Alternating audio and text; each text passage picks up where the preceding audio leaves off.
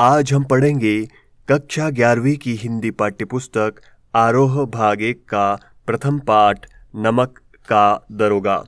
जब नमक का नया विभाग बना और ईश्वर प्रदत्त वस्तु के व्यवहार करने का निषेध हो गया तो लोग चोरी छिपे इसका व्यापार करने लगे। अनेक प्रकार के छल प्रपंचों का सूत्रपात हुआ। कोई घूस से काम निकालता था, कोई चालाकी से। अधिकारियों के 12 थे। पटवारीगिरी का सर्वसम्मानित पद छोड़ छोड़कर लोग इस विभाग की बरकंदाजी करते थे। इसके दरोगा पद के लिए तो वकीलों का भी जी ललचाता था। यह वह समय था जब अंग्रेजी शिक्षा और ईसाई मत को लोग एक ही वस्तु समझते थे। फारसी का प्राबल्य था। प्रेम की कथाएं और श्रृंगार रस के काव्य पढ़कर फारसीदा लोग सर्वोच्च पदों पर नियुक्त हो जाया करते थे। मुंशी वंशीधर भी जुलेखा की विरह कथा समाप्त करके मजनू और फरहाद के प्रेम वृतांत को, नल और नील की लड़ाई और अमेरिका के आविष्कार से अधिक महत्व की बातें समझते हुए रोजगार की खोज में निकले। उनके पिता एक अनुभवी पुरुष थे। समझाने लगे, बेटा घर की दुर्दशा देख रहे हो, ऋण के बोझ से दबे हुए हैं। लड़कियां है वह घास फूस की तरह बढ़ती चली जाती है। मैं कगारे पर का वृक्ष हो रहा हूँ, न मालूम कब गिर पड़ूं। अब तुम ही घर के मालिक मुख्तार हो। नौकरी में ओहदे की ओर ध्यान मत देना, यह तो पीर का मजार है। निगाह चढ़ावे और चादर पर रखनी चाहिए। ऐसा काम ढूंढना जहाँ कुछ ऊपरी आय हो।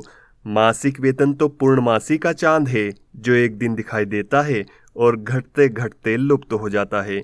ऊपरी आय बहता हुआ स्रोत है जिससे सदैव प्यास बुझती है।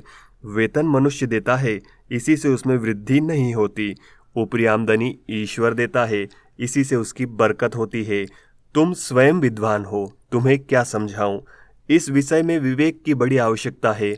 मनुष्य को देखो, उसकी आवश्यकता को देखो और अवसर को देखो। उसके उपरांत जो चीज समझो करो। गरज वाले आदमी के साथ कठोरता करने में लाभ ही लाभ है, लेकिन बेगरज को दांव पर पाना जरा कठिन है। इन बातों को निगाह में बांध लो, यह मेरी जन्म भर की कमाई है। इस उपदेश के बाद पिताजी ने आशीर्वाद दिया। वंशीधर आज्ञाकारी पुत्र थे। ये बातें ध्यान से सुनी और तब घर से चल खड़े हुए। इस विस्तृत संसार में उनके लिए धैर्य अपना मित्र, बुद्धि अपनी पथ प्रदर्शक और आत्मावलंबन ही अपना सहायक था। लेकिन अच्छे शकुन से चले थे। जाते ही जाते नमक विभाग के दरोगा पद पर प्रतिष्ठित हो गए। वेतन अच्छा और ऊपरी आय का तो ठिकाना ही ना था। वृद्ध मुंशी जी को सुख संवाद मिला तो फूले न समाये। महाजन कुछ नरम पड़े। कलवार की आशालता लहलहाई। पड़ोसियों के हृदय में शूल उठने लगे। जाड़े के दिन थे और रात का समय। नमक के सिपाही चौकीदार नशे में मस्त थे। मुंशी वंशीधर को यहाँ आए अभी 6 महीनों से अधिक न हुए थे, लेकिन इस थोड़े समय में ही उन्होंने अपनी कार्यकुशलता और उत्तम आचार से अफसरों को मोहित कर लिया था। अफसर लोग उन पर बहुत विश्वास करने लगे। नमक के दफ्तर से 1 मील पूर्व की ओर जमुना बहती थी। उस पर नावों का एक पुल बना हुआ था। दरोगा जी किवाड़ बंद किए मीठी नींद से सो रहे थे। अचानक आंख खुली तो नदी के प्रवाह की जगह गाड़ियों की गड़गड़ाहट तथा मल्लाहों का कोलाहल सुनाई दिया। उठ बैठे। इतनी रात गए गाड़ियां क्यों नदी के पार जाती है? अवश्य कुछ न कुछ गोलमाल है। तर्क ने भ्रम को पुष्ट किया। वर्दी पहनी, तमंचा जेब में रखा और बात की बात में घोड़ा बढ़ाए हुए पुल पर आ पहुंचे। गाड़ियों की एक लंबी कतार पुल के पार जाती दिखी। डांट कर पूछा, किसकी गाड़ियां हैं? थोड़ी देर सन्नाटा रहा। आदमियों में कुछ कानाफूसी हुई। तब आगे वाले ने कहा, पंडित अलोपीदीन की। कौन पंडित अलोपीदीन? दातागंज के। मुंशी वंशीधर चौंके। पंडित अलोपीदीन इस इलाके के सबसे प्रतिष्ठित जमींदार थे। लाखों रुपए का लेन देन करते थे। इधर छोटे से बड़े कौन ऐसे थे जो उनके ऋणी ना हो? व्यापार भी बड़ा लंबा चौड़ा था। बड़े चलते पुर्जे आदमी थे। अंग्रेज अफसर उनके इलाके में शिकार खेलने आते और उनके मेहमान होते। 12 मास सदा वृत्त चलता था। मुंशी जी ने पूछा, गाड़ियां कहाँ जाएगी? उत्तर मिला, कानपुर। लेकिन इस प्रश्न पर कि इनमें क्या है, सन्नाटा छा गया। दरोगा साहब का संदेह और भी बढ़ा। कुछ देर तक उत्तर की बाट देखकर वह जोर से बोले, क्या तुम सब गूंगे हो गए हो? हम पूछते हैं इनमें क्या लदा है? जब इस बार भी कोई उत्तर न मिला तो उन्होंने घोड़े को एक गाड़ी से मिलाकर बोरे को टटोला। भ्रम दूर हो गया। यह नमक के ढेले थे। पंडित अलोपीदीन अपने सजीले रथ पर सवार कुछ सोते कुछ जागते चले आते थे। अचानक कई गाड़ीवानों ने घबराए हुए आकर जगाया और बोले, महाराज, दरोगा ने गाड़ियां रोक दी है और घाट पर खड़े आपको बुलाते हैं। पंडित अलोपीदीन का लक्ष्मी जी पर अखंड विश्वास था। वह कहा करते थे कि संसार का तो कहना ही क्या, स्वर्ग में भी लक्ष्मी का ही राज्य है। उनका यह कहना यथार्थ ही था। न्याय और नीति सब लक्ष्मी के ही खिलौने हैं। इन्हें वह जैसा चाहती है नचाती है। लेटे ही लेटे गर्व से बोले, चलो हम आते हैं। यह कहकर पंडित जी ने बड़ी निश्चिंतता से पान की बीड़ी लगाकर खाए। फिर लिहाफ ओढ़े हुए दरोगा के पास आकर बोले, बाबूजी, आशीर्वाद। कहिए, हमसे ऐसा कौन सा अपराध हुआ है कि गाड़ियां रोक दी गई? हम ब्राह्मणों पर तो आपकी कृपा दृष्टि रहनी चाहिए। वंशीधर रुखाई से बोले, सरकारी हुक्म। पंडित अलोपीदीन ने हंसकर कहा, हम सरकारी हुक्म को नहीं जानते और न सरकार को। हमारे सरकार तो आप ही है। हमारा और आपका तो घर का मामला है। हम कभी आपसे बाहर हो सकते हैं? आपने व्यर्थ का कष्ट उठाया। यह हो नहीं सकता कि इधर से जाएं और इस घाट के देवता को भेंट न चढ़ावे। मैं तो आपकी सेवा में स्वयं ही आ रहा था। वंशीधर पर ऐश्वर्य की मोहिनी वंशी का कुछ प्रभाव न पड़ा। ईमानदारी की नई उमंग थी। कड़क कर बोले, हम उन नमक हरामों में नहीं हैं जो कोड़ियों पर अपना ईमान बेचते फिरते हैं। आप इस समय हिरासत में हैं। आपको कायदे के अनुसार चलना होगा। बस मुझे अधिक बातों की फुर्सत नहीं है। जमादार बदलू सिंह, तुम इन्हें हिरासत में ले चलो, मैं हुक्म देता हूँ। पंडित अलोपीदीन स्तंभित हो गए। गाड़ीवानों में हलचल मच गई। पंडित जी के जीवन में कदाचित यह पहला ही अवसर था कि पंडित जी को यह ऐसी कठोर बातें सुननी पड़ी। बदलू सिंह आगे बढ़ा, किंतु रोब के मारे यह साहस न हुआ कि उनका हाथ पकड़ सके। पंडित जी ने धर्म को धन का ऐसा अनादर करते कभी न देखा था। विचार किया कि यह अभी उद्दंड लड़का है, माया मोह के जाल में अभी नहीं पड़ा, अल्हड़ है, झिझकता है। बहुत दीन भाव से बोले, बाबू साहब, ऐसा न कीजिए, हम मिट जाएंगे, इज्जत धूल में मिल जाएगी। हमारा अपमान करने से आपके हाथ क्या आएगा? हम किसी तरह आपसे बाहर थोड़ी हैं। वंशीधर ने कठोर स्वर में कहा, हम ऐसी बातें नहीं सुनना चाहते। अलोपीदीन ने जिस सहारे को चट्टान समझ रखा था वह पैरों के नीचे से खिसकता हुआ मालूम हुआ। स्वाभिमान और धन ऐश्वर्य को कड़ी चोट लगी, किंतु अभी तक धन की सांख्यिक शक्ति का पूरा भरोसा था। अपने मुख्तार से बोले, लाला जी, 1000 के नोट बाबू साहब को भेंट करो। आप इस समय भूखे सिंह हो रहे हैं। वंशीधर ने गर्म होकर कहा, 1000 नहीं, 1,00,000 भी मुझे सच्चे मार्ग से नहीं हटा सकते। धर्म की इस बुद्धिहीन दृढ़ता और देव दुर्लभ त्याग पर मन बहुत झुंझलाया। धर्म की इस बुद्धिहीन दृढ़ता और देव दुर्लभ त्याग पर मन बहुत झुंझलाया। अब दोनों शक्तियों में संग्राम होने लगा। धन ने उछल उछल कर आक्रमण करने शुरू किए। 1 से 5, 5 से 10, 10 से 15 और 15 से 20,000 तक नौबत पहुंची, किंतु धर्म अलौकिक वीरता के साथ इस बहुसंख्यक सेना के सम्मुख अकेला पर्वत की भांति अटल अविचलित खड़ा था। अलोपीदीन निराश होकर बोले, अब इससे अधिक मेरा साहस नहीं, आगे आपको अधिकार है। वंशीधर ने अपने जमादार को ललकारा। बदलू सिंह मन में दरोगा जी को गालियां देता हुआ पंडित अलोपीदीन की ओर बढ़ा। पंडित घबरा कर 2-3 कदम पीछे हट गए। अत्यंत दीनता से बोले, बाबू साहब, ईश्वर के लिए मुझ पर दया कीजिए। मैं 25,000 पर निपटारा करने को तैयार हूँ। असंभव बात है। 30,000 पर किसी तरह भी संभव नहीं। क्या 40,000 पर भी नहीं? 40,000 नहीं, 40 लाख पर भी असंभव है। बदलू सिंह, इस आदमी को अभी हिरासत में ले लो। अब मैं एक शब्द भी नहीं सुनना चाहता। धर्म ने धन को पैरों तले कुचल डाला।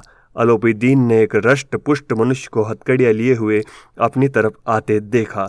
चारों ओर निराशा और कातर दृष्टि से देखने लगे। इसके बाद एकाएक मूर्छित होकर गिर पड़े। दुनिया सोती थी, पर दुनिया की जीभ जागती थी। सवेरे देखिए तो बालक वृद्ध सबके मुंह से यही बात सुनाई देती थी। जिसे देखिए वह पंडित जी के इस व्यवहार पर टीका टिप्पणी कर रहा था। निंदा की बौछारें हो रही थी।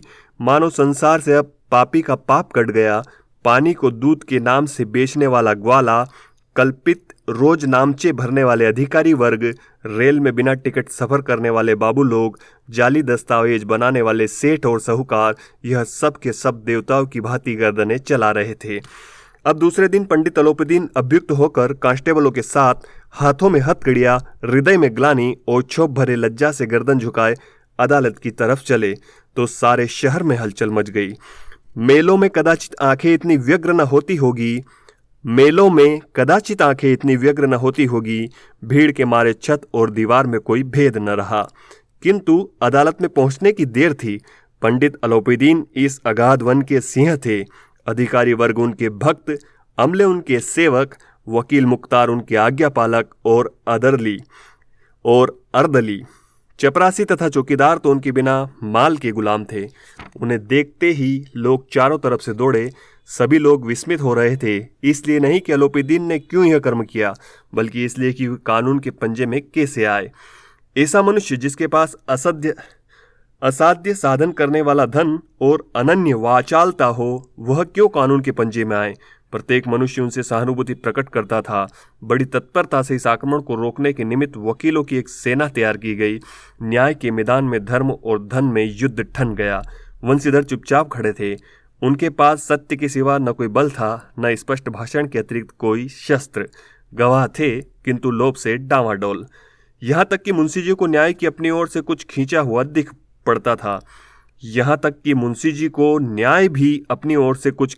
दिख पड़ता था। वह न्याय का दरबार था, परंतु उसके कर्मचारियों पर पक्षपात का नशा छाया हुआ था। किंतु पक्षपात और न्याय का क्या मेल। जहाँ पक्षपात हो वहाँ न्याय की कल्पना भी नहीं की जा सकती। मुकदमा शीघ्र ही समाप्त हो गया। डिप्टी मजिस्ट्रेट ने अपनी तजवीज़ में लिखा, पंडित अलोपीदीन के विरुद्ध दिए गए प्रमाण निर्मूल और भ्रमात्मक है। वह एक बड़े भारी आदमी हैं। यह बात कल्पना के बाहर है कि उन्होंने थोड़े लाभ के लिए ऐसा दुस्साहस किया हो। यद्यपि नमक के दरोगा मुंशी वंशीधर का अधिक दोष नहीं है, लेकिन यह बड़े खेद की बात है कि उसकी उद्दंडता और विचारहीनता के कारण एक भले मानुष को कष्ट झेलना पड़ा। हम प्रसन्न हैं कि वह अपने काम से सजग और सचेत रहता है, किंतु नमक से मुकदमे की बड़ी हुई नमक हलाली ने उसके विवेक और बुद्धि को भ्रष्ट कर दिया है। भविष्य में उसे होशियार रहना चाहिए। वकीलों ने यह फैसला सुना और उछल पड़े। पंडित अलोपीदीन मुस्कुराते हुए बाहर निकले। स्वजन बांधवों ने रुपयों की लूट की। उदारता का सागर उमड़ पड़ा। उसकी लहरों ने अदालत की नींव तक हिला दी। जब वंशीधर बाहर निकले तो चारों ओर से उनके ऊपर व्यंग्य बाणों की वर्षा होने लगी। चपरासियों ने झुक झुक कर सलाम किए, किंतु इस समय एक एक कटु वाक्य, एक एक संकेत उनकी गर्वाग्नि को प्रज्वलित कर रहा था। कदाचित इस मुकदमे में सफल होकर वह इस तरह अकड़ते हुए न चलते। आज उन्हें संसार का एक खेदजनक विचित्र अनुभव हुआ। न्याय और विद्वता, लंबी चौड़ी उपाधियां, बड़ी बड़ी दाढ़ियां और ढीले चोंगे एक भी सच्चे आदर के पात्र नहीं हैं। न्याय और विद्वता, लंबी चौड़ी उपाधियां, बड़ी बड़ी दाढ़ियां और ढीले चोंगे एक भी सच्चे आदर के पात्र नहीं हैं। वंशीधर ने धन से बेर मोल लिया था, उसका मूल्य चुकाना अनिवार्य था। कठिनता से एक सप्ताह बीता होगा कि मुअत्तली का परवाना आ पहुंचा। कार्यपरायणता का दंड मिला। बेचारे भग्न हृदय, शोक और खेद से व्यथित घर को चले। बूढ़े मुंशी जी तो पहले से ही कुड़बुड़ा रहे थे कि चलते चलते इस लड़के को समझाया था, लेकिन इसने एक न सुनी। सब मनमानी करता है। हम तो कलवार और कसाई के तगादे सहें बुढ़ापे में भगत बनकर बैठे और वहाँ बस वही सूखी तनख्वाह। हमने भी तो नौकरी की है और कोई ओहदेदार नहीं थे, लेकिन काम किया, दिल खोल कर किया। और आप ईमानदार बनने चले हैं। घर में चाहे अंधेरा हो, मस्जिद में अवश्य दिया जलाएंगे।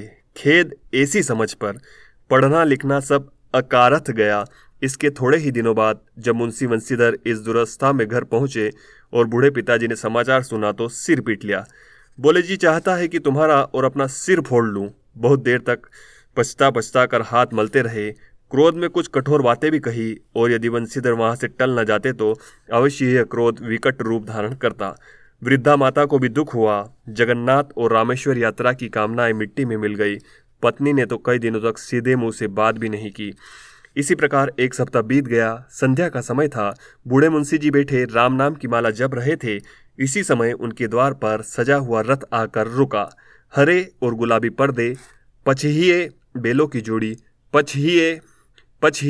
की जोड़ी, उनकी गर्दनों में नीले धागे, सींगे पीतल से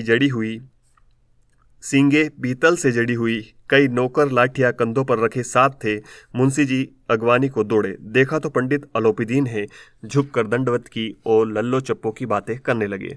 हमारा भाग्य उदय हुआ जो आपके चरण इस द्वार पर आए। आप हमारे पूज्य देवता हैं।